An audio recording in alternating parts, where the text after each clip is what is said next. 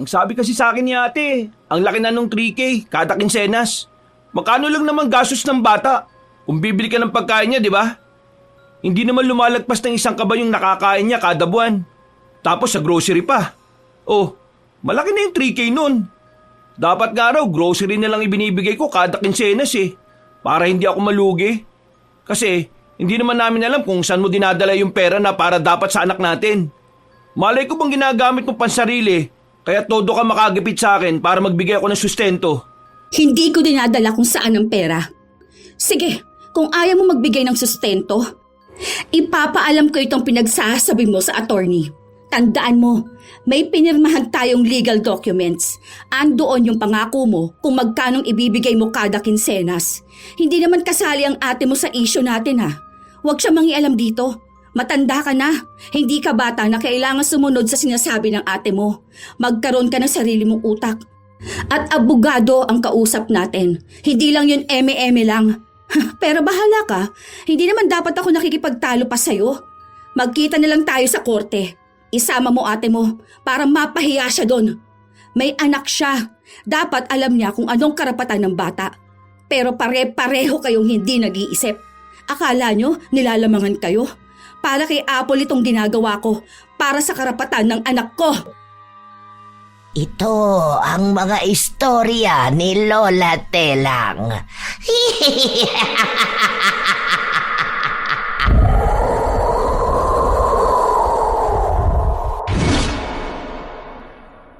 Ang pagiging ama ay isang responsibilidad. Nagkaroon man ng magandang samahan sa asawa o nauwi sa hiwalayan. Dahil ang bata ay kargo pa rin nila. Pero ang responsibilidad na yon ang pilit na iniiwasan ni Kenneth. Ayaw niyang magbigay ng sustento sa anak. Pero yun din ang bagay na magbibigay sa kanya ng parusa na tila ba susukuan niya. Magagawa niya pa kayang magbago? O sadyang dadalhin na lang niya ang kasalanan na yon habang buhay? Hindi na naman makontak tong lalaki na to. Naka-restrict ako sa messenger. Isa pa talaga, kapag ako nainis, ipopost kong pagmumukha niya sa social media. Ay, go bakla! Support ako dyan! Ayaw mo kasi na ako mag-post sa mukha niyan Kakalat talaga yun sa lahat ng group. Ewan ko kung hindi pagpiesta ng sigbin niyang mukha. Inaalala ko lang kasi yung nanay niya. Alam mo namang sakitin yun.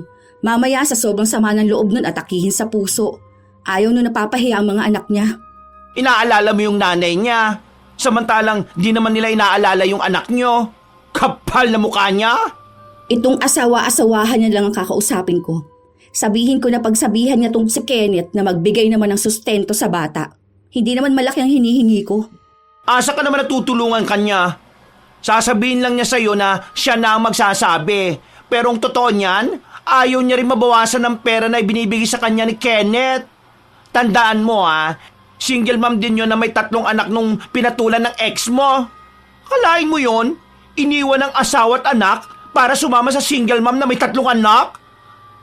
Don't get me wrong Walang problema sa akin ang single mom. Pero yung jowa ng ex mo, malandi na single mom. Pumayag maging kabit para may makuwang sustento sa mga anak. Buti pa yung ibang single mom hindi mga agaw ng lalaki. Tapos ngayon, sinusustentohan ng anak ng iba, samantalang walang maibigay sa anak niya. Ay, mas lalo akong na-stress. Hindi ako makapagtrabaho ngayon. Kasalanan ko rin naman to Kung sana namili ako ng lalaki, hindi sana ganito. Pero nung bago kami, hindi naman siya ganyan Nagbago na lang nung nagkaanak kami. Naging babaero na hanggang sa nakipaghiwalay na ako. Ang ganda ng usapan namin na magsusustento siya sa bata. Ay nako, kung ako sa'yo, kasuhan mo yan. Kasal kayong dalawa May legal na karapatan ng inaanak ko. Kaya huwag kang papayag na lahat ng pera niya ay mapunta doon sa anak ng babae niya na hindi naman niya anak. Tingnan mo sa huli kawawa yan. Baka kay Apple pa yan manghingi ng pera kapag tumanda siyang mag-isa. Kasi iniwan na siya ng mga taong sinusustentuhan niya na hindi naman niya kadugo. O ayan, nag-reply na. Nasa meeting daw siya kanina. Wala raw siyang maibibigay kasi mag-birthday yung bunso nila. Wow! Bunso nila? Na para bang may ambag siya noong nabuo yon? Swerte talaga ng bago niyang pamilya. Hayaan mo, ako na lang magbibigay ng pambili ng uniform ng inaanak ko. Hindi na, wag na, baliw ka. Okay lang. Kaya ko naman yan. Mag-CA na lang ako. Wag na, ako na to. Wala naman akong ibang pinagkakagasusan kundi ang mga boylet ko eh. Kaya wala munang fireworks sa ngayon. Dahil kay Baby Apple ko muna ibibigay ang kita ko. Huwag ka na mahiya, no? Hindi, biro lang. Pero serious ako na ako na ang sasagot ang uniform ng inaanak ko, ha? Kamukha ko naman siya eh. Parehas kaming maganda. Salamat talaga, Cherry. Yaan mo, kapag natuloy na ako sa pagtaywan ko, ako naman ang babawi sa'yo. Ay naku, no need na bumawi, no? Ang gawin mo, bumawi na lang kayo ng anak mo. Kung kaya naman, huwag ka nang manghingi ng pera doon sa walang kwentang Kenneth na yon. Hindi alam ang responsibilidad sa buhay. Kakainis. O siya, tara na, umuwi na tayo. 17 taong gulang pa lamang si Erica nung nagkaroon sila ng anak ni Kenneth. Ikinasal naman sila noong tumungtong na siya sa hustong edad. Pero malaki ang nagbago sa relasyon nila. Halos mag-iisang taon na rin silang naghiwalay. Simula noon, hindi na nagbibigay ng sustento si Kenneth. May trabaho naman si Erica pero hindi sapat ang perang kinikita niya para sa kanilang 2 anak.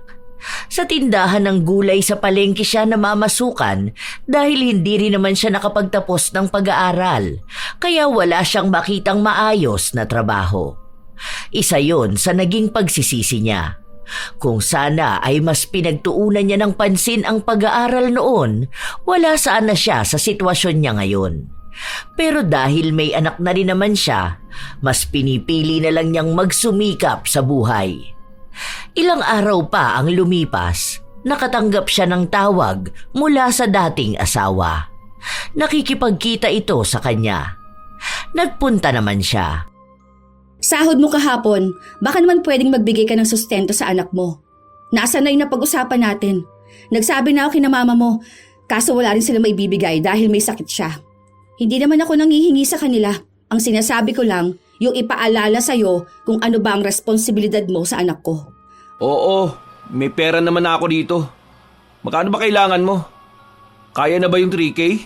Oo, okay na yan. Pandagdag na rin sa pambili ng gamit ni Apple. Papasok na kasi siya. Libre naman yung school pero yung mga gagamitin niya kailangan kong bilhin. Sana naman, huwag ka na magbigay ng stress. Hindi ko naman kayo pinakikialaman ng bago mong asawa eh. Pero huwag mo kalimutan kung ano yung kailangan ng anak mo. Tara, sama ka sa akin para maibigay ko yung 3K. Hindi mo pa dinala ngayon? Andun sa hotel. Tarantado ka ba? Magbibigay ka ng 3K para sa anak mo tapos sa hotel ko pa kukunin? Hindi ako tanga. Alam ko tong ginagawa mo ah. May asawa ka na nga eh. Hindi ka pa rin makontento sa kanya. Sige na, minsan lang naman to eh. Kung nakukulangan ka sa 3K, pwede namang gawing 5K. Ang pinag-uusapan natin dito yung sustento mo sa anak natin, hindi yung pagbebenta ko ng katawan ko sa'yo. Pera ni Apple ang kinukuha ko, tapos ngayon gusto mong magmuka akong babaeng bayaran? Nahihibang ka na talaga. Ayaw mo? Ayoko. O edi wala. Sayang naman yung 5K na ibibigay ko kay Apple. Ikaw pa tong tumatanggi. Tapos magagalit ka sa akin kapag hindi ako nagbigay ng sustento sa anak natin. Ikaw rin naman tong may ayaw gawin para makakuha siya ng sustento eh. Siyempre, kailangan may kapalit din yung perang pinaghirapan ko, no? O sige na, total ayaw mo naman eh, aalis na ako. Galit na galit si Erica, kaya nasampal niya ang dating asawa. Pinagmumura niya rin ito. Dahil nga hindi siya pumayag sa nais nitong gawin sa kanya, hindi nagbigay ng kahit na magkano para sa anak nila. Sinabi niya rin agad sa kaibigan niya kung ano ang napag-usapan nila ni Kenneth. Ay, ang walang hiya na yon. Ginawa ka pang bayarang babae. Parang akala niya ganun lang yon. Kulang pa nga yung sampal na ginawa ko sa kanya eh. Buwisit siya. Baka akala niya ganun lang akong babae. Hindi porket kailangan ng anak namin ng pera, ganun niya na lang ako kadali makukuha. Isa pa, di ba dapat kusa niyang binibigay yung para sa bata? Yung hindi na siya hihingi ng kapalit? Sobrang katika mo ng sigbi na yon. Hindi na nga siya nakontento sa'yo noon eh. Tapos ngayon eh, di pa rin ba siya kontento sa bago niyang babae? Hindi na nandiri sa sarili? Hindi na talaga magbabago yung ganong klase ng tao. Eh yun na nga, Nagulat ako. Akala ko naman bigla na niyang napagtanto na yung ginagawa niya sa anak niya hindi tama. Yung tinitipid niya, tapos anak ng iba yung binubuhay niya. Yun pala, may iba lang gustong gawin sa akin. Ay nako, wag mo na siyang kausapin ha. Hayaan mo na siya. Kapag nagsisi yan, huli na ang lahat. Hindi pwede yung ganyan na ikaw lang lagi nagmamakawa para sa anak ninyo. Responsibilidad niya yon, no? Dapat bilang lalaki, alam niya yon. Ako nga tong bakla eh. Alam ko kung ano yung responsibilidad dapat ng ama eh. Binlock ko nga ngayon. Panay kasi ang chat sa akin. Kung ano-anong pag-aaya. Kapag ako naman ang hihingi ng sustento sa anak, hindi ako sinisin. Tapos kapag kalibugan niya, gusto niyang palagi kami mag-usap. Ay, wala na talaga sa husto yung utak ng ex mo. Hayaan mo na siya. Bahala na siya sa buhay niya. Kahit nasabihin ni Erica na gusto na niyang hayaan si Kenneth, pansin niyang kulang talaga ang pera niya para sa anak niya. Wala naman siyang ibang sinusustentuhan dahil wala naman siyang ibang kapatid. Matagal na ring patay ang mga magulang niya. Kaya mahirap talaga para sa kanya ang maging mag-isa. Kung wala si Cherry, maaaring hirap na hirap talaga siya sa buhay. Marami na siyang utang sa kanyang kaibigan. Pero dahil mabait ito, hindi siya sinisingil o kaya ay sinusumbatan. Kahit ang pamilya ni Kenneth, walang naibibigay sa kanya. Hanggang sa isang araw, nagkaroon ng problema kay Apple. Isinugod ito sa ospital matapos masanggi ng sasakyan. Dahil tumakas ang nakasanggi sa bata, sila ang sasagot ng gastos sa ospital at gamutan. Sa sobrang problemado ni Erica, nagpunta siya sa trabaho ng dating asawa. Wala ito roon kaya pumunta siya sa bahay nito. Pero ang unang kumausap sa kanya ay ang bagong asawa ni Kenneth. Hindi kasi siya sumasagot sa tawag ko. Sabi naman ng mama niya, na-chat na niya kay Kenneth yung nangyari sa bata. Gusto ko lang naman siya makausap. Nagalit sa kanya ang babae at sinabi na kaya lang siya naroon dahil gusto niyang guluhin ang kanilang relasyon. Ipinaliwanag ni Erica na matagal na siyang walang pagmamahal kay Kenneth at wala siyang balak na bumalik ulit ito sa kanilang buhay. Pero hindi siya pinaniwalaan ng babae. Pinagsaraduhan siya ng pinto at sinabing walang maibibigay si Kenneth dahil nga nagastos na ang lahat ng pera sa mga bata. Siya rin ang may hawak ng ATM nito. Hindi siya nagbibigay ng sobrang pera para hindi makapagsustento sa isa niyang anak, sa tunay na anak. Naiiyak na lang ang dalaga pero wala siyang ibang malapitan. Hanggang sa dumating ang kanyang kaibigan. Bakla, okay na to. Naibigay ko na nga yung isa kong laptop eh. O ayan, may pera na tayo para kay Apple. Ano ka ba naman? Bakit naman nagbenta ka pa ng gamit mo? Okay lang yun, ano ka ba? Eh di ba 3 ang laptop ko? Ano naman ang gagawin ko doon? Eh isa lang naman ang ginagamit ko. Kaya naman nakatambak lang sa bahay, di ba? Masisira lang din yon. Oh, edi may pakinabang ngayon na naibenta ko. Nahihiya na ako sa mga pinaggagawa mo. Ikaw pa yung mukhang tatay sa anak ko eh. Hoy, anong tatay? Ninang ako, no? Mami nang. Basta, yun na nga. Yung tatay niya, ayun. Lahat ng perang pinaghihirapan andoon sa anak ng iba. Hindi man lang ako hinarap. Nagpunta ka sa kanila? Oo, nagbabaka sakali kasi ako. Kaunting tulong lang naman yung kailangan ko eh. Pandagdag lang sa pera na meron ako. Huling bigay niya kay Apple, nasa 700 lang yun. Tapos, 5 months na nagdaan. Kapag nagbibigay yun, hindi man lang tumataas ng 1,000. Gaga ka ba? Sinabi ko nga sa'yo na pabayaan mo na siya, di ba? Hindi magbibigay. Paano? Takot yun sa bago niyang asawa. Kaya nga kahit di niya anak yung 3 bata eh. Siya naging tatay at bumubuhay doon. Kita ko nga sa post ng babae na may bagong tablet yung panganay niya. Bigay nga raw ni Kenneth. Magkano yung tablet na ganun? Tapos cash pa ata nabili. Nakakuha ata ng bonus. Hayaan mo na nga kasi. Alam mo makakarma rin yung mga ganong lalaki. Dami na natin yung bago niyang asawa na masama rin ang ugali. Buti sana kung nagsasama sila tapos turuan niya si Kenneth na maging responsable rin sa totoong anak. Kaso, siya pa itong nagsiselos kapag magbibigay ng bare sa totoong anak. Kaya wala akong respeto sa mga ganong klase ng babae. Ewan ko. Napapaisip na nga ako. Di ba si Ate Jadaline, nagpatulong sa team ni Tulfo? Yung hindi siya may papalabas pero tutulong yung team nila para magsustento yung asawa niya. Hindi naman sila kasal. Pero nagawa ng paraan para mapilit yung lalaki na magbigay ng pera sa anak niya. Kami ni Kenneth, kasal kami. Baka mas matulungan ako kapag ganun, ano? Hindi naman kami i-interview talaga na ipapalabas eh. Yun na lang pala sigurong gawin ko. Mas mabilis kasi kumilos yung team nila eh. Ginawa nga ni Erica ang sinabi niya. Tumawag siya sa numerong ibinigay sa kanya. Nakakuha naman siya ng tugon. Ilang linggo lang din ang lumipas, kinausap silang dalawa ni Kenneth. May abogado pang kasama para masigurado na may alam sila sa mga legal na obligasyon. Walang nagawa si Kenneth dahil alam niya kung ano ang mangyayari sa kanya kapag hindi siya nagbigay sa bata. Wala siyang magiging takas dahil kasal sila at wala naman sa kanilang dumaan sa legal na proseso ng paghihiwalay. At kahit pa man ganon, bitbit ng bata ang apelyido niya. May naging kasunduan din sila na kapag nilabag ni Kenneth, posible siyang makulong. Noong silang dalawa na lang ni Erica ang magkasama, galit na galit siya rito. Talagang dinaan mo pa sa ganito? Gusto mo yung magkakapahiyaan pa tayo? Parang lumalabas niya na hindi ka pa nakaka-move on sa akin eh. Kaya nanggugulo ka ng relasyon? Matagal na akong walang pakialam sa'yo. Ang pakialam ko, yung karapatan ng anak ko.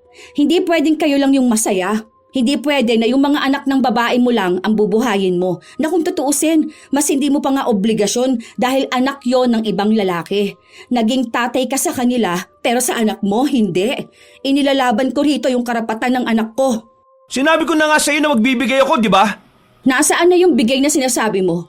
Nung naaksidente nga ang anak mo eh. Hindi dumalaw nga, hindi mo man lang magawa. Hindi ka man lang nahiya. Di ba?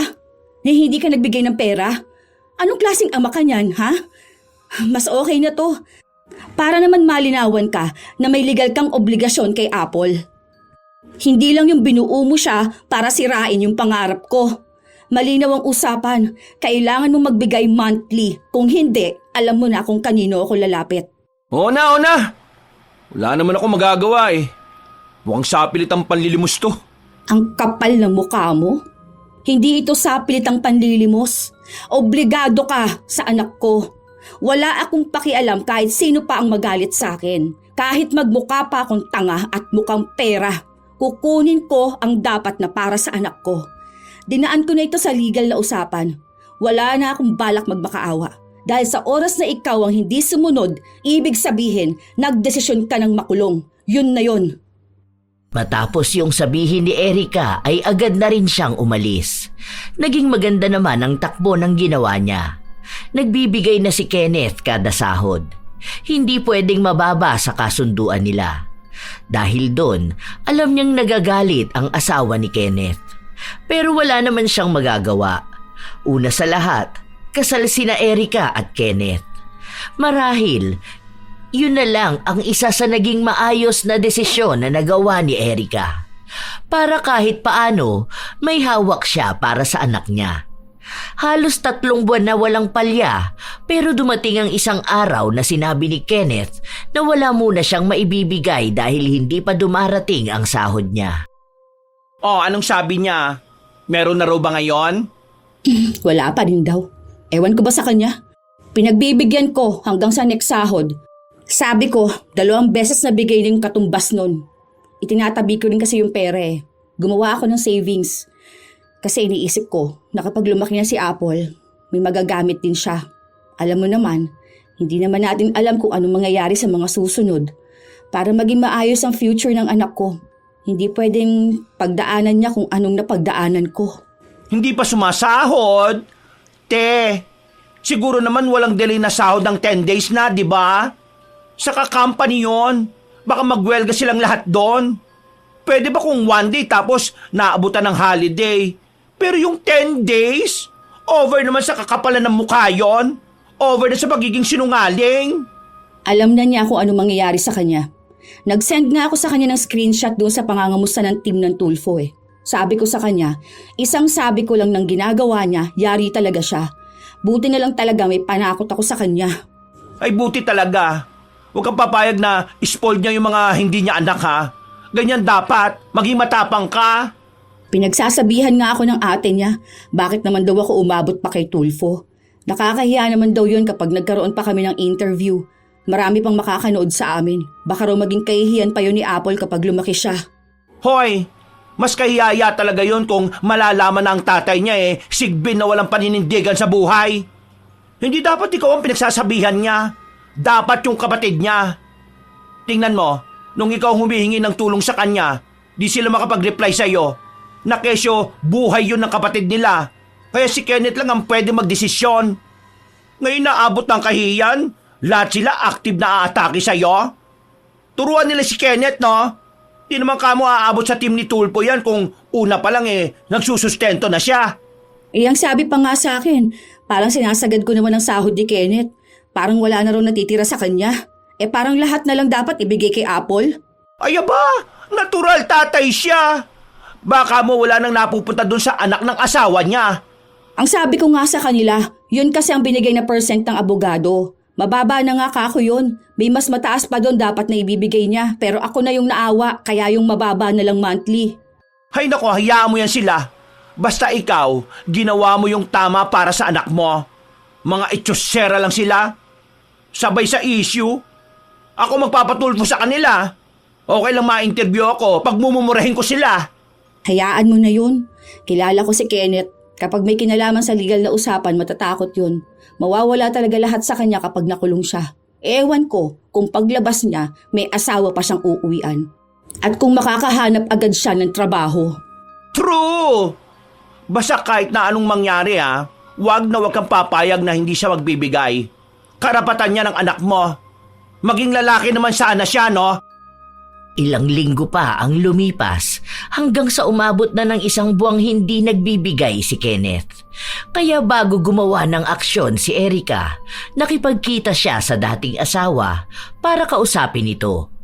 Dahil kung hindi niya madadaan sa pakiusapan, ipapausad niya ang reklamo. Maawa ka naman. Hindi ko naman kaya yung laki ng pera na hinihingi mo. Hindi naman yun malaki Para saan ba naman yung 3K kada kinsenas? Mababa na nga yun, di ba? Malaki ang sahod mo monthly. Tapos kapag nakapag-close ka pa ng deal, may extra ka pang sahod. Hindi na nga sinasama yun Saka sa panahon ngayon, saan ba naman aabot ang 3K? Kasi naman nagpapaaral ka ng 3 bata. Tapos tumutulong din ako kina mama. Kahit sana 500 na lang munang maibigay ko. 500 monthly. Hindi pwede yon. Nag-aaral din si Apple. Tapos sa susunod na taon, kinder na yung bata. Papasok na talaga siya sa school. Alam nating magastos kapag kinder na.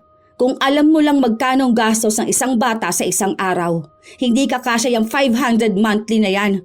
Pang merienda pa lang ni Apple magkano na? Akala mo ata sa akin lang napupunta yung pera. Ang sabi kasi sa akin ni ate, ang laki na ng 3K kada kinsenas Magkano lang naman ang gastos ng bata? Kung bibili ka ng pagkain niya, hindi ba? Hindi naman lumalagpas ng 1 kaban yung nakakain niya kada buwan Tapos sa grocery pa. Oh, malaki na yung 3K nun. Dapat nga raw, grocery na lang binibigay ko kada kinsenas para hindi ako malugi. Kasi hindi naman namin alam kung saan mo dinadala yung pera na para dapat sa anak natin Malay ko ba ginagamit mo sa pansarili? Kaya todo ka makagipit sa akin para magbigay ako ng sustento. Hindi ko dinadala kung saan ang pera. Sige, kung ayaw mo magbigay ng sustento, ipapaalam ko tong pinagsasabi mo sa attorney. Tandaan mo, may pinirmahan tayong legal documents. Andoon yung pangako mo kung magkanong ibibigay mo kada kinsenas. Hindi naman kasali ang ate mo sa issue natin Huwag siyang mangialam dito. Matanda ka na, hindi ka bata na kailangan sumunod sa sinasabi ng ate mo. Magkaroon ka ng sarili mong utak. At abogado ang nakausap natin. Hindi lang yun eme-eme lang. Pero bahala ka. Hindi naman dapat ako nakikipagtalo pa sa'yo. Magkita na lang tayo sa korte. Isama mo ate mo para mapahiya siya dun. May anak siya. Dapat alam niya kung anong karapatan ng bata. Pero pare-pareho kayong hindi nag-iisip. Akala ninyo nilalamangan kayo? Para kay Apple itong ginagawa ko. Para sa karapatan ng anak ko. O yan, nananakot ka na naman. Hilig mo kasi yung pananakot ng ganyan Hindi ako nananakot. Alam mo naman na kapag sinabi ko, ginagawa ko. Buti nga ganito lang ginagawa ko eh. Kaya magpasalamat ka na nung nahuli kitang may kabit, hindi ko kayo kinasuhan dahil hindi ako makikipag-agawan sa ibang babae. Ang inaano ko rito yung para sa anak ko. Maintindihan mo rin naman sana ako. Kasi may mga bata rin naman akong sinusuportahan eh. Hindi mo naman anak yung mga yun, di ba? Oh, bakit ka mangangamba kung wala silang sustento? Nasaan yung mga tatay na mga yun, ha? Naging katulad mo, di ba? Hindi nagbibigay ng pera sa anak? Huwag mong akuin ang responsibilidad ng ibang tao. Ang gawin mo, yung responsibilidad mo sa totoo mong anak. Pwede mo silang ituring na anak mo, pero huwag mong talikuran kung sino ang tunay mong kadugo. Mag-asawa ka na nga lang ulit ng bago. Para yun na lang ang maging ama ni Apple. Para siya na bumuhay sa inyo. Nagpapatawa ka ba? Ha? Naririnig mo ba yung pinagsasabi mo? Talagang sinasabi mo sa akin na ipasa ko sa ibang lalaki yung responsibilidad mo? Hindi yun ganun kadali. Wala pa akong plano na magkaroon ng asawa. Kung saan-saan pala pupunta tong usapan natin eh. Para din naman yun sa bata. Para may maging tatay siya. Isa pa, hindi ko rin naman ginusto na magkaroon ng anak eh. Ah, wow talaga ba? Kaya pala iniwan mo yung isang anak para magpalaki ng 3 anak ng iba. Yung isang responsibilidad mo lang sana, ginawa mong 3 at umako ng anak ng iba. Nakakatawa ka rin talaga, ano? Hindi pa fully develop yung utak mo. Hindi gumagana ng naaayon sa edad mo eh. Nakakaawa ka mag-isip. Eh kasalanan mo rin naman kung bakit tayo nagkahiwalay eh. Di ba? Kung sana hindi mo ako pinalayas, edi sana walang problema na ganito. Sana kusa ako nagbibigay sa anak natin. Eh nung pinagtabuyan mo ko, sila lang naman yung tumanggap sa akin eh. Sa kanila ko naramdaman yung totoong pamilya. Nakakahiya naman sa panluloko mo sa akin, no? Nagpapaawa ka sa kasalanan mo rin naman. Eh sa akin naman ngayon ang bato ng sisi, ha? Ikaw ang nagloko, kaya pinalayas kita. Tapos tinodo mo, kasi hindi ka malang umako ng kasalanan eh. Sumama ka rin naman doon sa babae mo para bumuo kayo ng masayang pamilya. O wala na yon. Okay na. Hindi naman na rin kita babawiin sa kanya eh. Ang sinasabi ko na lang dito, yung sustento, ha? Huwag na natin palawakin ang issue. Kung sa sustento lang, hanggang doon na lang yon. Eh, pero hindi mo kasi ako maintindihan eh. Lagi kami nag-aaway ng asawa ko. May bago na kasi akong pamilya. May inuuna rin akong responsibilidad. Kaya mo naman buhayin si Apple mag-isa, di ba? Ako na lang yung nakikiusap sa'yo. Para na rin sa ikatatahimik nating lahat. Walang katahimikan to. Gawin mo kung anong responsibilidad mo. Tapos na ang usapan na to. Hindi akalain ni Erica na makikiusap sa kanya si Kenneth para sa ganong bagay. Kaya mas lalo niyang pinilit ang karapatan na para sa anak niya. Kahit na pagtulungan pa siya ng mga kapatid ni Kenneth. Hindi niya pinapansin ang mga yon. Ayaw niyang mabaliwala lang ang anak niya para panindigan ang ibang bata. Ilang araw pa ang lumipas, hindi pa rin nagbibigay si Kenneth, kaya pinatawag ulit silang dalawa. Eh yun naman po ang sinasabi ko sa kanya. Pero palagi niyang sinasabi sa akin na yung ate niya hindi naniniwala na ginagastos ko ang pera para sa anak ko. May mga pinapakalat pa sila na sugarol ako. Pero handa ako sa investigasyon. Sige, maghanap sila ng ebidensya na nagsusugal talaga ako. Nagtatrabaho ako para sa amin ng anak ko, pero hindi ibig sabihin nun na wala na siyang makukuhang sustento sa tatay niya. Hindi naman yan ang napag-usapan natin eh. Di ba? Ayaw mo nga ipakita sa akin ng bata. Kapag sinasabi kong gusto ko siyang makasama, ayaw mo. Tapos, gusto mo bigay lang ako ng bigay ng pera? Nung nakaraan, ang sabi ko hihiramin ko muna siya kahit na ilang araw lang. Tapos bibili kami ng damit niya. Pero ano sabi mo sa akin? Perahin ko na lang. Wala kang sinasabi na ganyan. Isa pa, ayaw mo nga na makasama ang anak mo eh. Sinong nagsabi na ayaw ko? Kaya nawawalan ako ng gana magbigay ng sustento sa bata eh. Kasi hinahayaan mo magalit sa akin ang anak ko. Hindi ko tinuturuan si Apple na sumama ang loob sa'yo. Ayaw lang sumama sa'yo ng bata dahil hindi ka nagpapakita sa kanya. Hindi ka nagtatanong sa akin kung gusto mong makasama ang bata. Dahil sa mga sinabi ni Kenneth, nagkaroon na naman sila ng kasunduan na tuwing walang pasok si Kenneth, sa kanya mapupunta ang bata. Pero dapat magtuloy-tuloy pa rin siya sa pagsustento. Mas lalong nababahala si Erica. Hindi niya alam kung anong gagawin. Malayo ang loob ni Kenneth sa anak nila. Kaya bakit biglang gugustuhin itong mag-alaga? Ano tong ginagawa mo? Eh di ba gusto mo maging komplikado? Sige, sasabayan na lang kita. Talagang wala kang kwentang ama. Napakahayop mo. Hindi mo gusto makasamang anak mo. Ang gusto mo lang, manggulo. Gusto mong pag-usapan natin ang tungkol sa karapatan, hindi ba? Ngayon, ako naman ang nanghihingi ng karapatan para sa anak ko. Ikaw tong aasa ng ganyan sa akin? Ikaw nagpupumilit nito, di ba? Sige, parehas tayo ngayon mag-asaran. Kukunin ko si Apple bukas. Hindi ko ibibigay ang anak ko. Pwes, hindi ako magbibigay ng sustento. Buisit ka! Hindi ka makakapagreklamo niyan. Paano? Ikaw tong ayaw sumunod sa napag-usapan eh.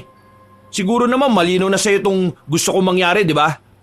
Kung gusto mong maging tahimik lang tayong dalawa, huwag mong ipilit ang gusto mo. Para hindi ko rin ipipilit kung anong gusto ko. Ayaw mo ipaalaga sa akin ng bata. Simple lang. Huwag kang umasa na magbibigay ako ng pera. Ganun lang yun. Kung gusto mong matuloy ang usapan, edi sumunod ka para susunod din ako. Dahil alam kong kawawa lang ang anak ko kapag napunta sa inyo. Baka matroma pang bata. Iba naman kasi ang pag-aalaga ko. Baka mamaya maltratuhin lang yun ang asawa mo. O sa ganun na yun eh. Wala na tayong magagawa doon. At least, magbibigay ako para sa bata. Tutal, nag-ahabol ka lang naman din ng pera eh. Sige, sa'yo na yung pera mo. Pero sinisigurado ko sa'yo, hindi pa tayo tapos dito. Makukuha rin ng anak ko kung ano ang nararapat para sa kanya. Magpakasaya lang kayo kasi kayo ang nanalo. Pero may kasunod pa to. Okay, hindi rin naman ako takot eh. Kapag usapang karapatan, malamang meron din ako. Kaya hindi ako dapat natatakot. Huwag mo akong tinatakot ha. Kung kaya mo maging matapang, malamang kaya ko rin maging matapang. Nanginginig na sa galit si Erika, pero ayaw niyang ibigay ang kanyang anak sa ama nito. Alam na niya kung ano ang mangyayari. Kahit na kailan, hindi mapagkakatiwalaan si Kenneth. Lumipas nga ang ilan pang linggo, hindi nagbibigay ng sustento si Kenneth. Kapag nanghihingi sa kanya si Erika, sinasabi nito na ibigay na muna sa kanya si Apple. Kaya sinabi yun ni Erika sa kanyang kaibigan. Matalino talaga pagdating sa kagaguhan yung lalaki na yon, no? Siguro may nagsabi sa kanya niyan, kaya ngayon ginagamit niya sa'yo. May pera ka pa naman ba? Meron naman talaga. May ipon nga ako doon sa bigay niya. Tapos may trabaho naman ako. Ngayon naman nag-online shopping ako, pandagdag lang ba? Bala ko pa magdagdag ng pagkakakitaan. Siguro tama na muna yan. Kasi kung ipipilit mo lang, ikaw lang din na magbibigay ng stress sa sarili mo eh. Tutulungan na lang kita magbenta ng ukay-ukay. May nakita akong pwedeng bilhan yung mura lang. Yun na lang muna pagtuunan mo ng pansin. Ganun na lang yun? Nabalitaan ko na lumaki na ang sahod niya Tapos kahit magkano hindi malang nakinabang ang anak ko. Tapos nakikita ko pa sa social media kung paano magyabang yung babae niya. Todo flex ng mga gastos ni Kenneth sa kanila. May nalalaman pa siyang salamat daw dahil responsable siya sa pamilya nila. Animal na yan. Paano naman naging responsable yun? Talagang swerte siya. Isipin mo yon na ibibigay ni Kenneth yung kailangan ng 3 niyang anak. Kaya ayaw magbigay kay Apple kasi feeling nalalamangan. Hayaan mo. Huwag ka may stress. Akong bahala sa inyo ni Apple. Ako ang gaganti para sa inyong dalawa. Ha? Ano namang gagawin mo? Basta, ako nang bahala doon. Huwag ka na may stress. Sisiguraduhin ko talaga na magdurusa yan sila. Talagang malaking aral ang matututunan nila. Ewan ko kung hindi siya magising sa kahibangan niya. Uy, huwag kang gumawa ng masama ha. Baka ikaw naman ang mapahamak dyan sa iniisip mo. Hayaan mo na lang kami sa problema na to. Ay, hindi pwede, bakla ka. Kakampi mo ako, no? Alam mo naman na tayo ang BFF, di ba? Kaya tong gagawin ko, tulong ko na rin sa inyo para matauhan niyang Kenneth na yan.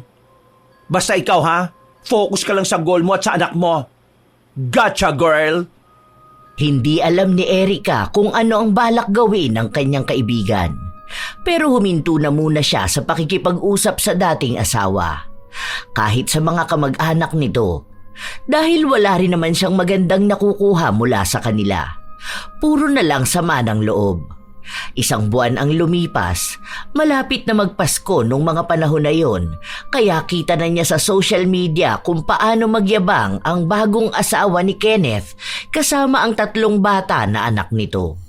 Sa tuwing nakikita yon ni Erica, nakakaramdam talaga siya ng galit.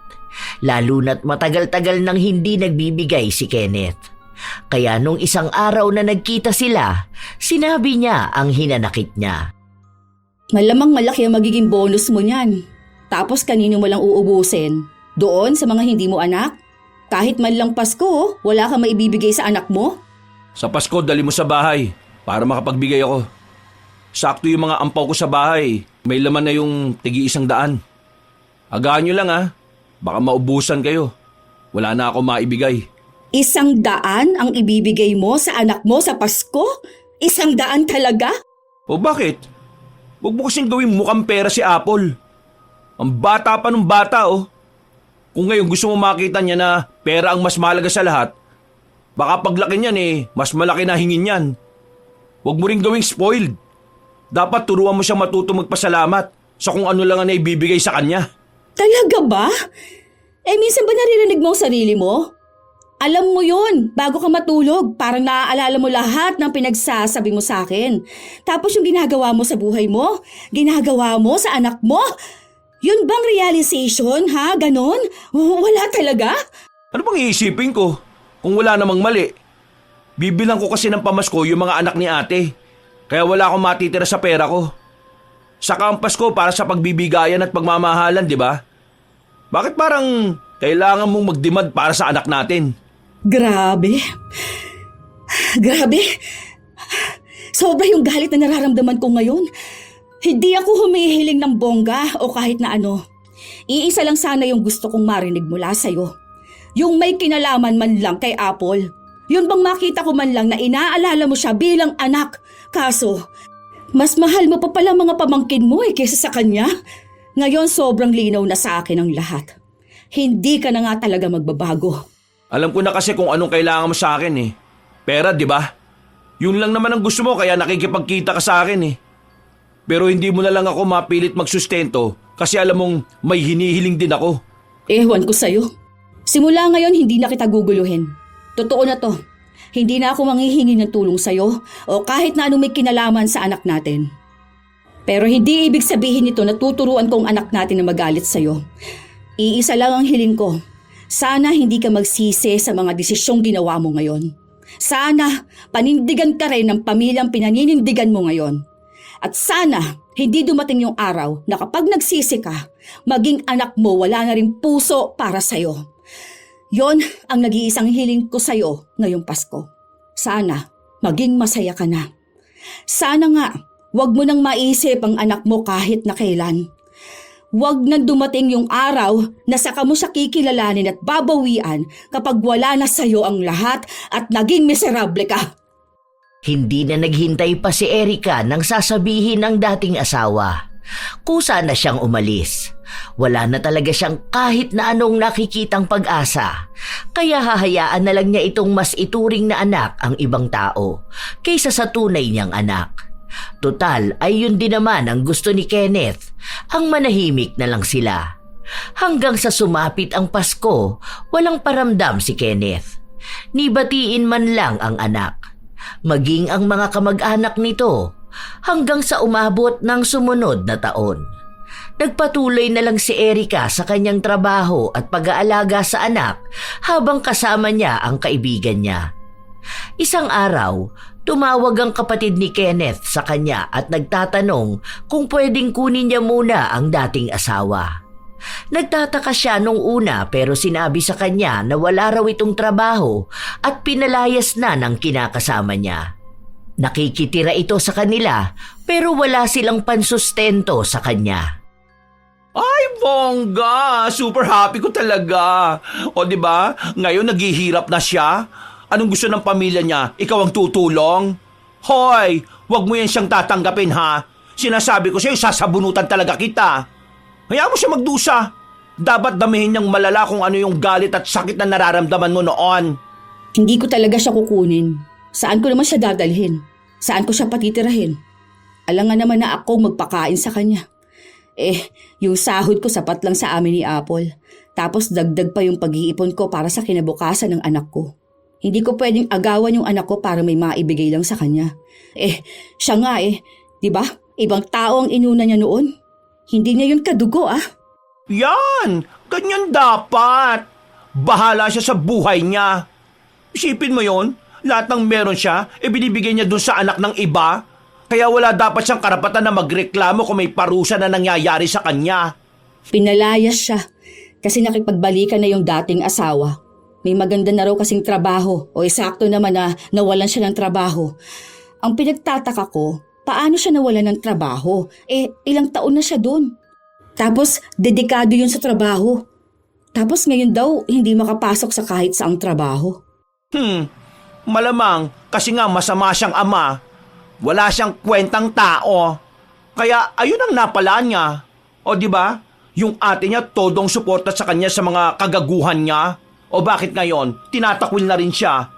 Iba talaga kapag wala kang pakinabang sa isang tao Noon kasi yung mga anak niya naging responsibilidad ng ex mo. Kasi nga wala siyang pera, di ba? Kaya ganyan talaga.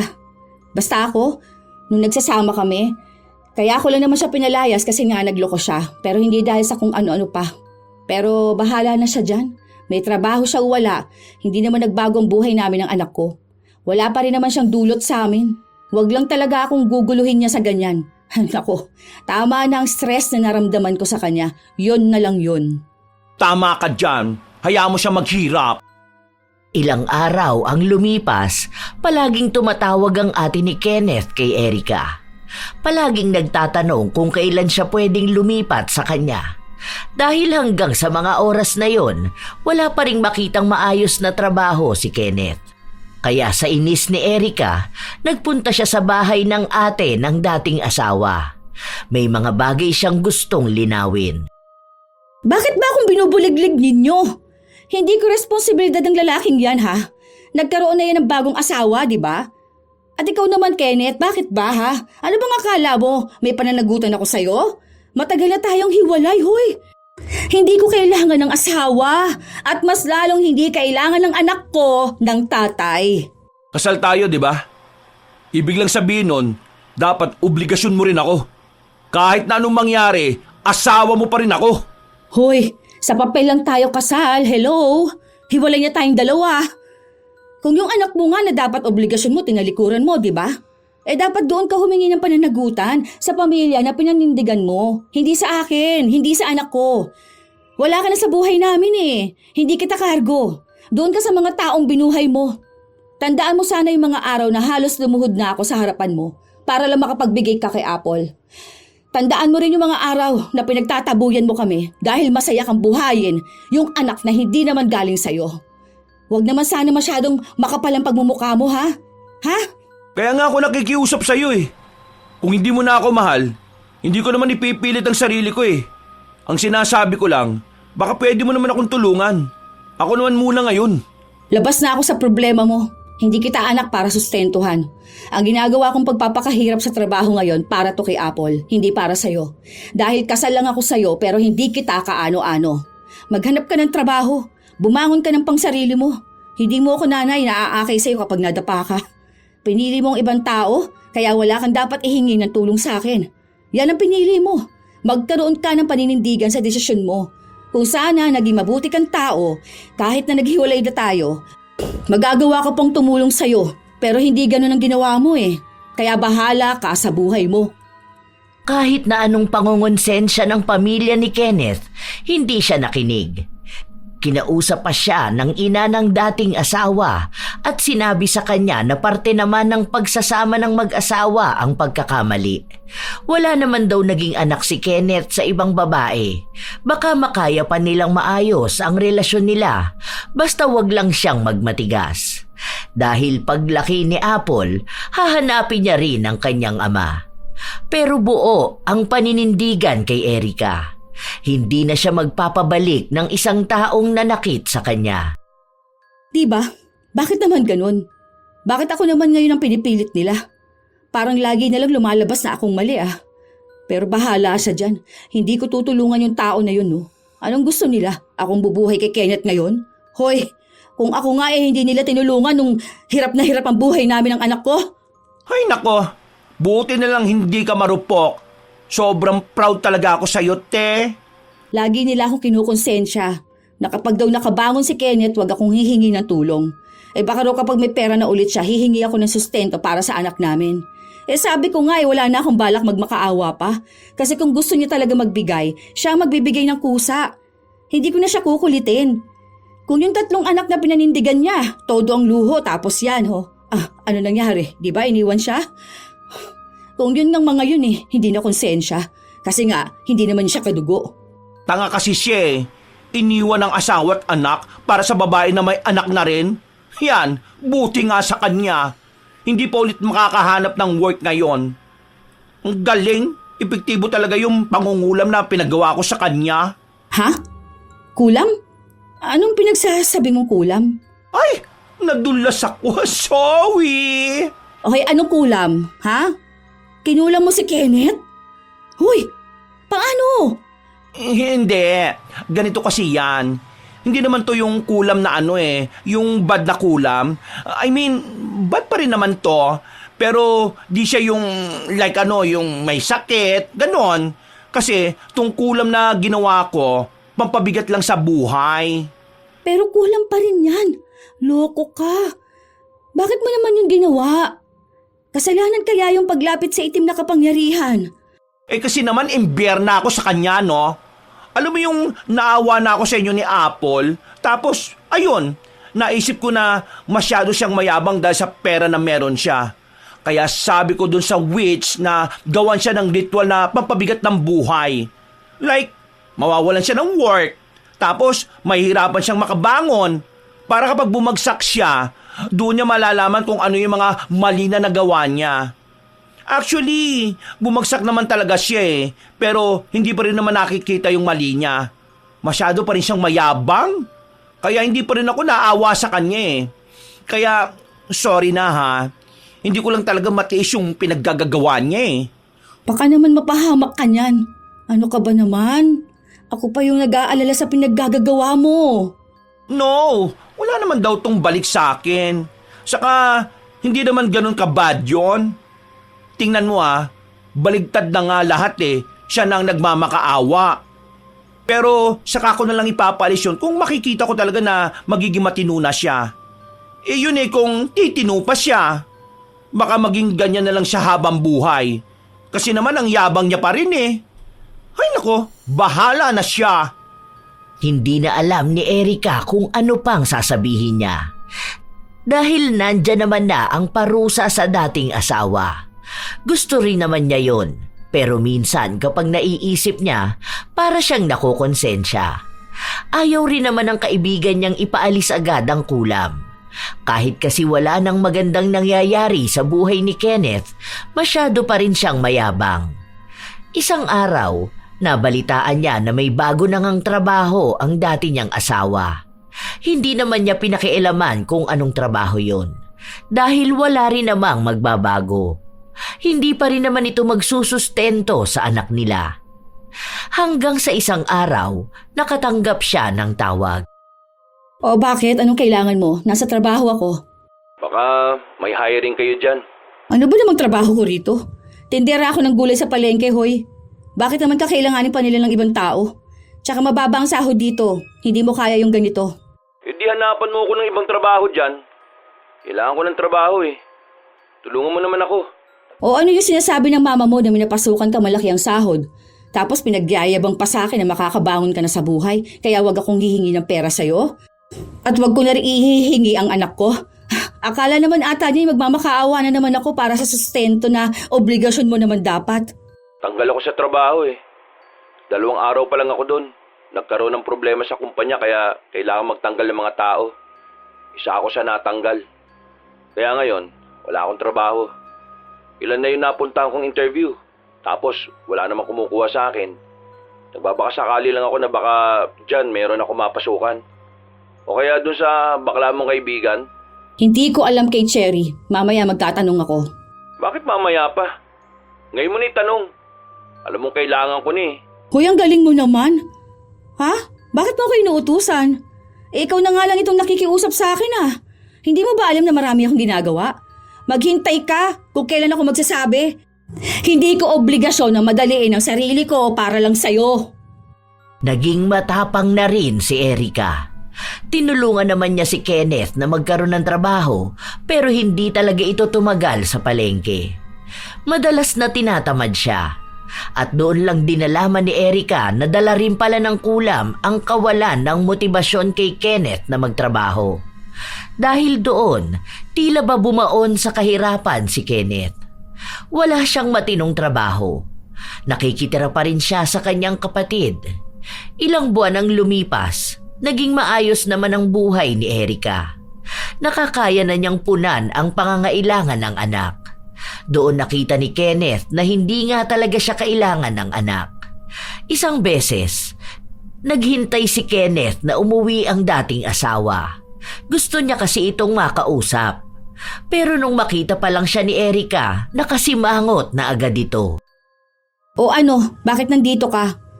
Wala na ako ibang trabahong ibibigay sa'yo. Maghanap ka dyan. Ikaw naman kasi ang tamad-tamad mong pumasok. Binigyan ka na ng trabaho, ang arte mo pa. Magaling ka naman, di ba? Maghanap ka ng trabahong babagay sa'yo. Baba ng sahod. Gusto mo magsipag ako? Tapos may OT tapos hindi pa bayad? Ano ba naman yun? Paano naman ako bubuhayin yan? Kahit sarili ko hindi mabubuhay dun eh. O ngayon, ramdam mo na ako? Tapos single mom pa? Magastos pa magpalaki sa anak. Tapos solo kong lahat. Kung hindi ako tinutulungan ni Cherry, baka hindi ko na talaga kinaya eh. Sa sobrang mahal ng bilihin, sa dami ng gastusin, nakakaya kong lahat yun maitaguyod ko lang ang anak natin. Tapos ikaw, ganda ng trabaho mo. Laki na sahod mo. Ni hindi mo lang sumagi sa isip mo na baka nahihirapan ako. Sa bagay nga pala, hindi mo na yun dapat isipin. Ni hindi mo lang sumagi sa isip mo na kailangan ng anak mo ng pera. Tapos di ba tuwing hihingi ako sa'yo, wala kang maibigay? Kahit magkasakit o maaksidente ang bata, wala kang maibigay. Kasi iniisip mo na isa lang ang anak ko kaya dapat kaya ko yun, di ba? Nakaya ko naman siya kahit papaano. Kaya nga hindi na kita kailangan Hindi ka na talaga namin kailangan. Alam ko na yun. Gabi-gabi na yun ang iniisip ko. Maniwala ka man o hindi, laging yan ang laman ng isip ko. Ngayon pa, no? Ngayon pa kung kailang wala ka na talaga magagawa para may maitulong sa anak mo? Kasi kahit sa sarili mo hindi mo nga mabuhay ngayon. Alam ko kung ano yung mali ko. Kaya nga nagsusumikap ako ngayon para makabawi. Ang tanga ko. Tanga-tanga ko sa mga nagawa ko. Na tama ka nga. Magsisisi ako balang araw. Sana yung ginastos ko sa kanila, ginastos ko na lang sa anak ko. Ngayon, mas lalong gusto ko makabawi. Gusto kong iparamdam sa kanya na handang sumuporta at sumustento sa kanya. Yung mararamdaman niyang prinsesa ko siya. Talaga ba? Ngayon pa kung kailang huli na ang lahat?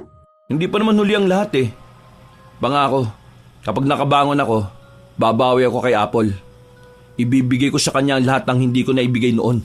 Hindi ko kailangan ng pangako. Hindi kailangan ni Apple ang puro lang salita.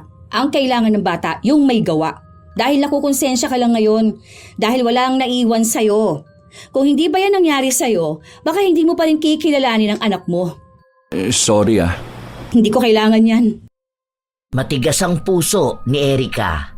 Kailangan niya maging matatag kahit na naaawa na rin siya sa pinagdaraanan ni Kenneth. Kahit naman galit siya rito at halos isumpa na niya noon, hindi pa rin maalis ang awa niya. Alam niya kasi kung paano maging mahirap yung walang mapagkunan ng perang pantustos sa sarili.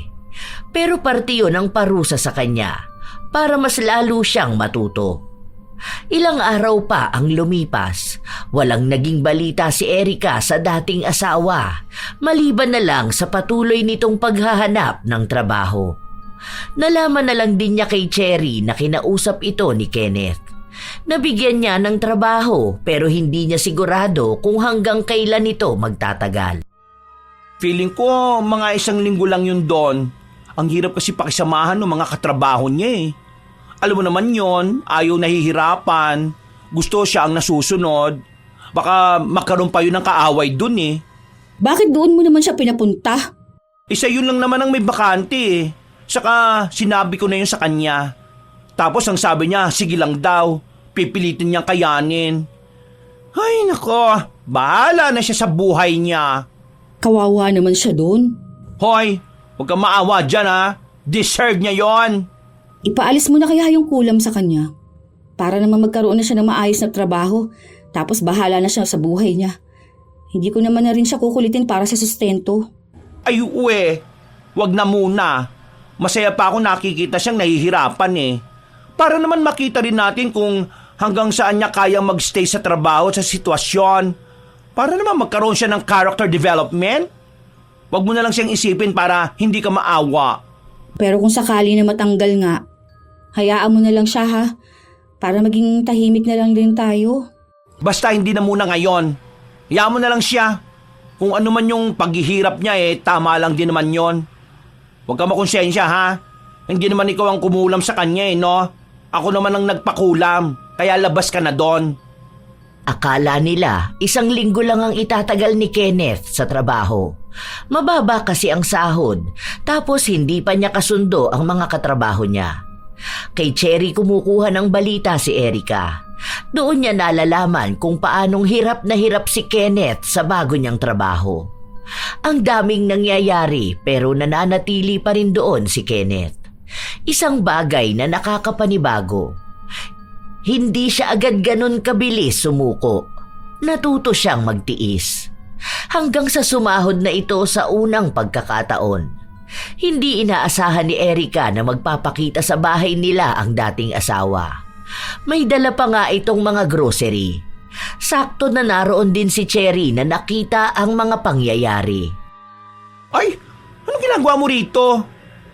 Ay, ano yan? Bakla ka? Bakit? Para kanino yan? Ang dami naman yan. Para dito sa inyo. Kalahating kaban muna. Tapos grocery. May mga biskwit dyan para kay Apple. Meron din mga prutas. Sorry, hindi ko alam kung ano yung favorite niya eh. Sa susunod na sahod ko, yun na lang ang bibilin ko para sa kanya. We, may malala ka bang sakit? Madeds ka na ba? Kaya nagiging mabait ka? Hoy, huwag ka ganyan ha. Kapag ang masamang damo biglang bumait, kinukuha ka agad ni Lord. Hindi. Kasi di ba nangako ko na babawi ako. Kaya yan. Alam ko naman na wala pa yan eh. Pero yan pa lang kasi ang kaya ko sa ngayon. Sa susunod na lang kapag nakahanap ako ng mas magandang trabaho. Seryoso ka pala dun sa sinabi mo? Oo naman seryoso ako. Ang sabi mo ayaw mo nang puro lang salita, di ba? Kaya ngayon, may gawa na. Gusto ko rin naman patunayan sa'yo na hindi lang ako sa salita magaling. Nakaya ko rin yung tumbasan ng gawa. Paano yung sahod mo? Maliit lang ang sahod mo, di ba? Baka dito mo naman maubos ang kalahati tapos kapusin ka pa. Baka hindi ka pa makapagbigay sa pamilya mo. Baka magalit na naman sa akin ang ate mo. Sabihin na naman nun sa akin, maliit na nga ang sahod mo, inoobliga pa kita sa sustento. Hindi ko naman hiningi yan. Para to sa anak ko. Hindi ko naman kailangan hingi ng approval nila eh. Gusto ko makabawi kay Apple. Kaya ginagawa ko to. O sige na, aalis na ako. Wait lang. Totoo ba yung nakikita ko ha? As in legit? Oo, ata. Ewan ko. Di ko rin alam. Kahit naman ako hindi makapaniwala eh. Baka ano niya lang yan. Suhol niya para kunwari nagbago na nga siya. Ewan, bahala siya. Tingnan na lang natin sa mga susunod. Kapag nagpapanggap yan, mananawa rin naman yan kaagad. Kilala ko yan. Hindi makapaniwala ang magkaibigan sa nakikita nila. Akala nila 1 beses lang yun mangyayari. Pero kada sahod ni Kenneth, nagbibigay siya ng kusa para sa bata. Minsan, binibilhan niya ito ng damit o mga gamit na kailangan ng bata. Kaya hinahayaan na lang ni Erica kung ano ang ginagawa ng dating asawa. Para naman yun sa bata. Isang araw, bumisita si Cherry sa bahay ng kaibigan. Nakita niya na may mga bagong gamit si Apple. O ano yan? Bili ni Kenneth. Ang dami naman yan, girl. Oo, umalis sila kanina ni Apple. Gumala sila sa mall. Sabi niya bagong sweldo siya. Oh, buti pinayagan mo siyang hiramin ng bata. Samantalang noon ni ayaw mong ipahawak sa kanya yung anak ninyo. May himala na rin talaga nangyayari, ano? Oo, wala namang masama dun. Total anak niya naman si Apple. Tsaka wala silang bonding dalawa eh. Nakikita ko rin na nagiging maayos na siya ngayon. I mean, yung alam na niyang obligasyon niya. Mukhang tuminutino naman na rin kahit papaano. Saka parang nawawala ang stress niya kapag kasama niya ang anak niya. Ngayon alam na niya gaano kasaya makipag-bonding sa anak. Yung palang isa sa sasabihin ko. Balita ko nga na hirap daw siya sa trabaho niya eh. Paano? May bully doon. Kaso, di naman makaalis. Takot din naman siyang mawalan ng trabaho. Ayon, di ko akalain na makakatis pala siya ng ganun katagal, no? Kasi dati, ang bilis niya sumuko sa trabaho eh. Paano? Mabilis din kasi siyang makuha. Kaya akala niya ganun palagi. Ngayon, natuto na rin siyang magpahalaga. Hindi lang sa trabaho, pati na rin sa anak niya. Mukhang totoo na dedikado na siya sa buhay niya. Hindi na yung katulad noon na sobrang yabang, pero hindi naman nagsusustento sa anak.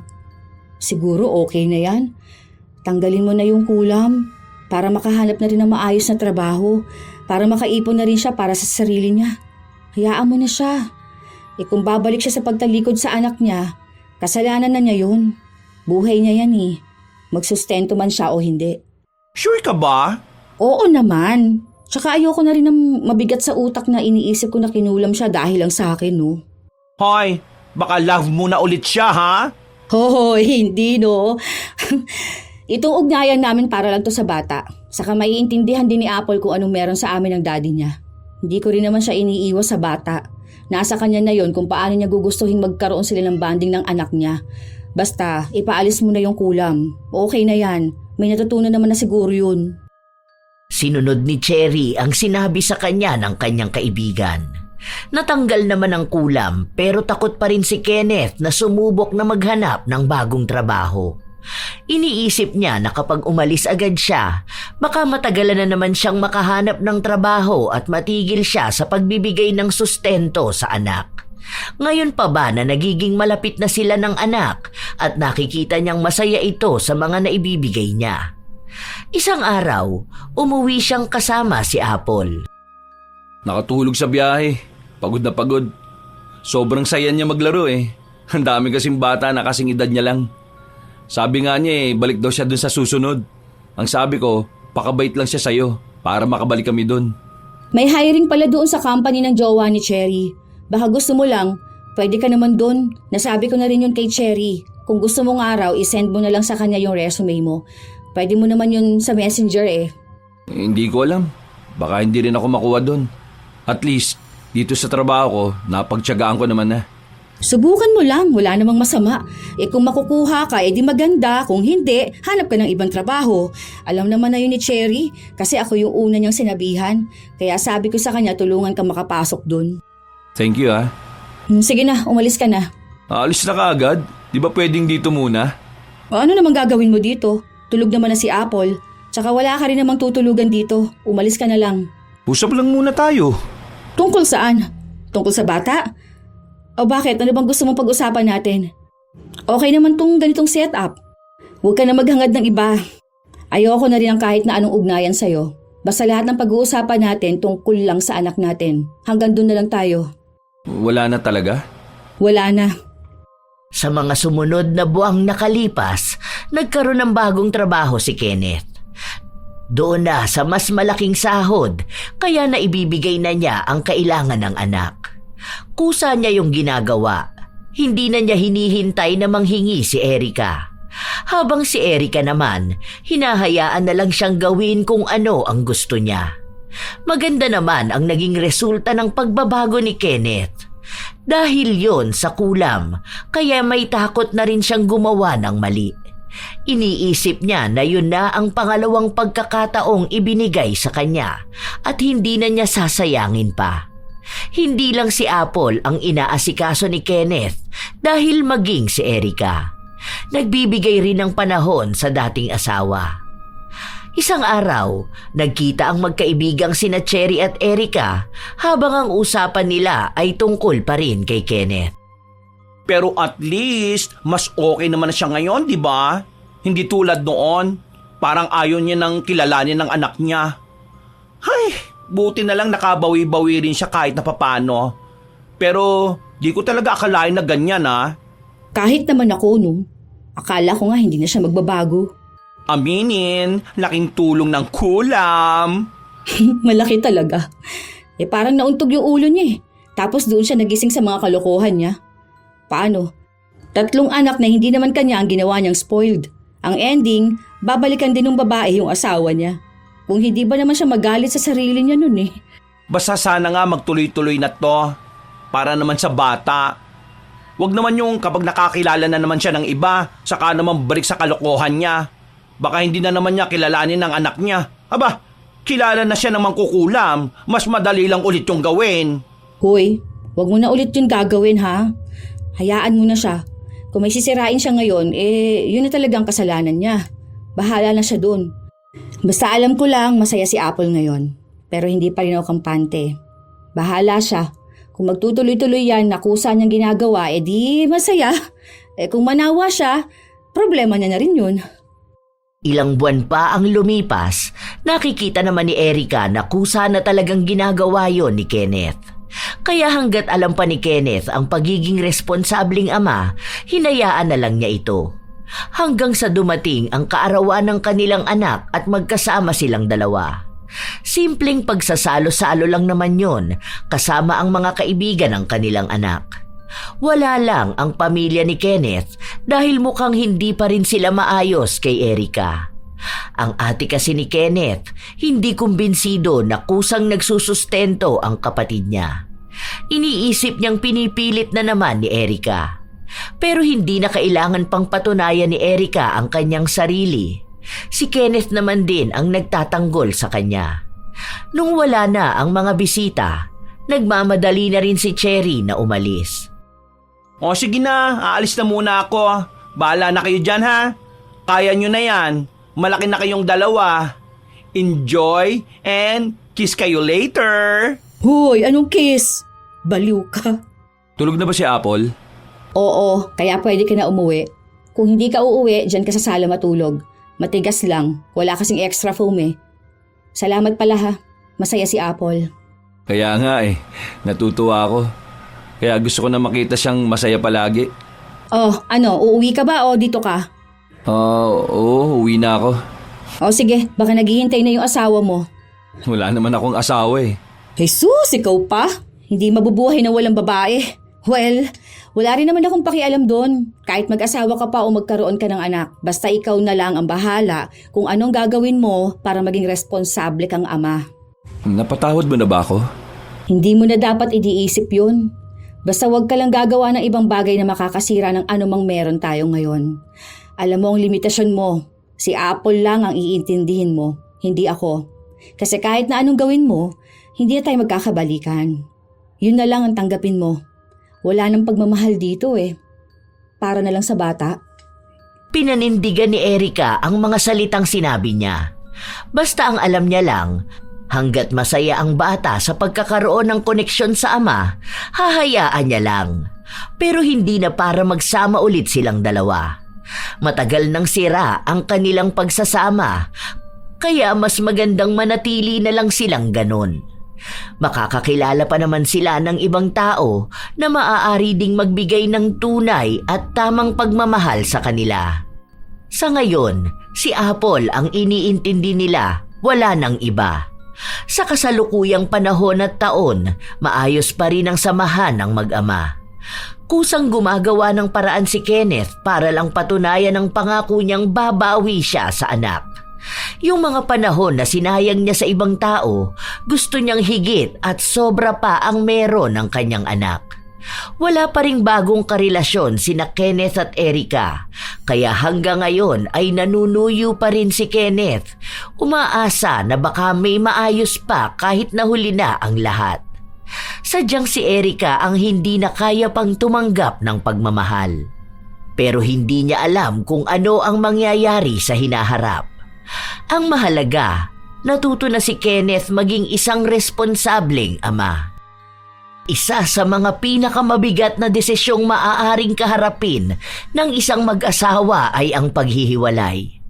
Kapag naghiwalay ang mag-asawa, kadalasan ang iniisip lamang ay ang pagtatapos ng relasyon. Ang sakit, ang sama ng loob, ang pagkabigo. Ngunit sa likod ng desisyong yon, may isang bagay na hindi kailanman dapat mapag-iwanan. Ang responsibilidad sa anak. Ang paghihiwalay ng mag-asawa ay maaaring wakas ng pagsasama bilang magkapareha, ngunit hindi ito wakas ng pagiging magulang. Lalong hindi ito wakas ng pagiging ama. Ang pagiging ama ay hindi titulo na nawawala kapag nawala ang asawa. Hindi ito kontratang pwedeng tapusin kapag hindi na masaya ang relasyon. Ang pagiging ama ay habang buhay na pananagutan na nagsimula sa sandaling nabuo ang bata. Kahit magbago ang sitwasyon ng relasyon, ang obligasyon ng ama sa anak ay nananatili. Tunay na walang perpektong ama, pero may responsabling ama. Klase ng ama na hindi tumatakbo sa obligasyon. Tandaan na ang sustento ay hindi lamang tungkol sa pera. Ito ay tungkol sa pag-ako. Pag-ako na may bunga ang bawat kilos. Pag-ako na ang pagiging ama ay hindi kondisyonal, hindi pansamantala at lalong hindi nawawala sa oras na kailangan siya. Ang sustento ay obligasyon, hindi lang basta pabor. At ang dangal ng isang lalaki na susukat sa kanyang paninindigan. Malalim ang usapin tungkol sa obligasyon. Tunay na may mga ama na kinalilimutan yon kapag hiwalay na sa asawa. Sa mga amang nakikinig ngayon, naway huwag sanang takasan ang pagsusustento sa mga bata. At sa mga ina, naway maging responsable ang ama ng inyong mga anak. Kayo ba mga apo? Anong opinyon nyo ukol sa kwento ng buhay ni Erica? Maaari nyo yang ibahagi para amin ding mabasa. Naway nakapaghatid ito ng magandang aral para sa inyo. Ito ang inyong Lola Telang at maraming salamat sa pakikinig nyo mga apo.